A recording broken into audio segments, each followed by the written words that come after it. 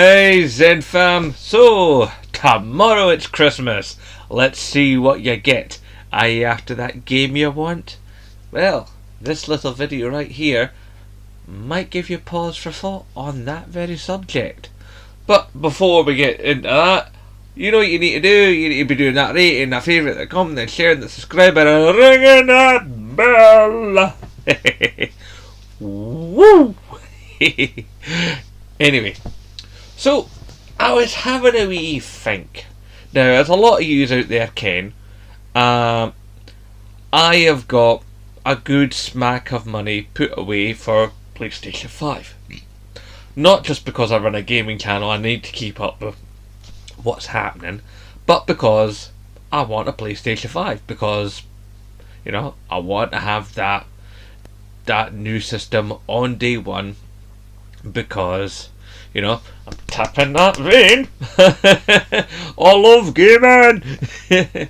So, while I was thinking of that, I was thinking about what games do I want to get for PlayStation 5 or the next generation. Given that some of you out there may be looking at that new Xbox, you know, the Project X or Xbox. You know, I mean, wow. Way to muddy the waters on your marketing there, Microsoft, but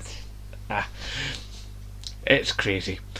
But, you know, you're looking at your next-gen systems and go, oh, I want that game. Or, if they make that game, that'd be good. Yeah, that would make me buy that. Yeah. The thing is, at the moment, we don't know a lot about what we're going to get on the next-gen systems. We've got ideas, you know. Some of those ideas could even be very far away, or they could be the launch titles. We don't know at this point. We know very little. We have, you know, conjecture. But here's the thing. There are a number of games coming in 2020 before the launch of the next gen systems, and some of these are games that I would ordinarily be very, very interested in. I mean, any of you guys that have been with the channel since the summer know that, like, I am very interested in playing Watch Dogs Legion, because I've played other Watch Dogs games and I have enjoyed them. And it's fair to say that even though Ubisoft are known to commit the occasional boob here and there, I do actually enjoy a lot of what they put out. So I'm excited for Watch Dogs Legion. Now, as a lot of you may be aware, that game has been delayed. It was originally going to come out, like, I think it was going to be like March or something. Now, oh no, it's not coming in March, it's coming much later. So, if it's coming out post E3, and that means this, I think, if I remember correctly, Ubisoft said they were going to do a PlayStation 5 version and a PlayStation 4 version. So that leads me to believe how many other games, not just from Ubisoft, who are pushing back a lot of their titles, you know. I think a lot of it because they're trying to get around the whole microtransaction loot box nonsense that's infected the industry and given so many companies a bloodied nose. I think that a lot of companies are going, right, well, we'll push back our games a bit, and a lot of our games anyway, we're going to do double versions. There's going to be cross-generational games like you often get when you go from one old system to the new system. I mean, I remember way back when PS3 was launching, there was 2 versions of the latest Need for Speed. It was like a one where you could custom the car. You know, you could change the size of the wheel arches and size of the spoilers and all the rest of it. And you could actually do that in real time on the screen. And I remember doing it on both the PlayStation 2 version in the game store that was on the west end of Prince Street that wasn't a game, it was something else. What was it called? Game Station.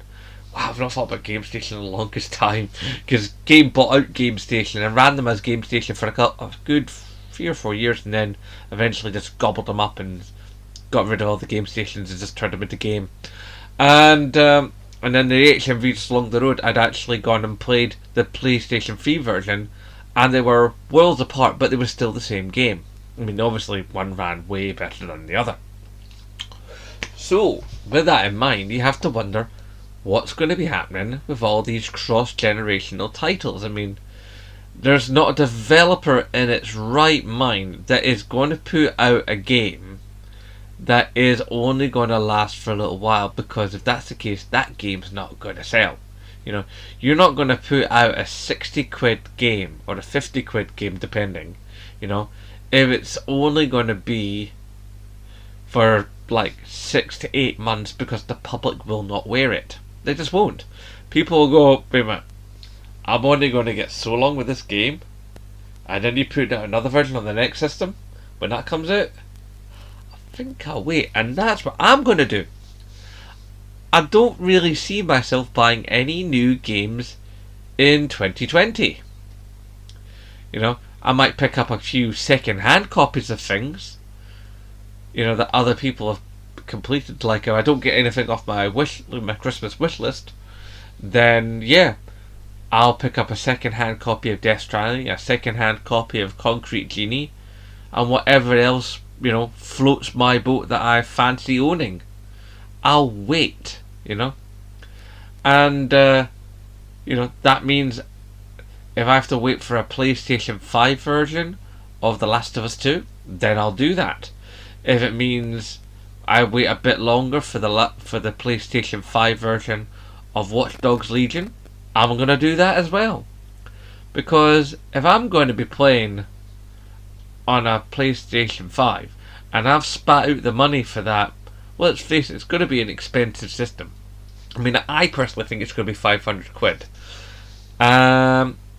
Then, by crikey, I'm going to get everything out of it I can. Now, don't get me wrong, I'll still play on my PlayStation 4, because, Lord knows, my digital library alone on this thing is massive. I mean, I've got so much of a backlog. Like most of you have got backlogs. So, yeah, I'll be playing my PlayStation 4 for a good long time to come. And I really, really, really super hope that I get Share Factory on PlayStation 5 so I can continue making these videos for you guys. But if I don't, then what I'm obviously going to end up having to do is I'm going to have to find some way of recording the footage from my PlayStation 5, bring it over here to PlayStation 4, then make the videos. So at the very least, even after I've played all the games and I get any games cheapo and the rest of it, then yeah, I'm going to need this here PlayStation 4 for doing this. It's going to be an editing rig. That's about it. And it's like, I'll probably keep it for the movies as well, because even though I'm sure that PlayStation 5 will play movies, if I can have it in such a way where my wife and child are no longer disc swapping it in my beautiful new machine, then I think I'm going to play it that way. I think I'm going to have them stick to my PS4 and I'll have my PS5 all for me. That might sound a bit selfish, but bear in mind, this is going to be probably a 500 quid machine. So I think you'll forgive me on that one, ladies and gentlemen. So, if the games are not going to be being bought up by the likes of you and me because we're waiting for next gen systems, then what games, tell me down below, are you planning on holding back on till you can get that next gen version? And how badly is this going to hurt game sales for both systems? You know, does this mean that software titles are going to plummet in price and there are probably going to be less releases? I mean, yes, okay, the first couple of months of 2020 are looking pretty hefty for releases, but chances are the last few months are going to dive off a cliff, because I think the game sales are going to be a lot less, because people are going to be going, well, hang on, I can get the next gen version of this. Food for thought, I think. It's crazy. It's all full of big craziness. So, what games are you waiting for? What games are you holding back on? And do you think that this crash in gaming that's going to have people waiting back, do you think this will drop the prices of this generation's consoles in the second or third quarter of 2020 to a point where they'll shift a whole bunch more consoles, because then you'll get all the people that were like didn't buy a PlayStation 4 this generation over the last few years, and now are waiting in the wings to spring and not only get a system dirt cheap, but have an amazingly large and varied library, most of which will be on the second-hand market for super cheap. It's all an intricate web of intrigue and decision making and tactical thinking and tactical buying. So yeah, 2020 for gaming, it's gonna get real interesting. Anyway guys, you know what I'm gonna say to you now. Hashtag support your Scottish YouTubers. And of course, as always, aye, nae bother.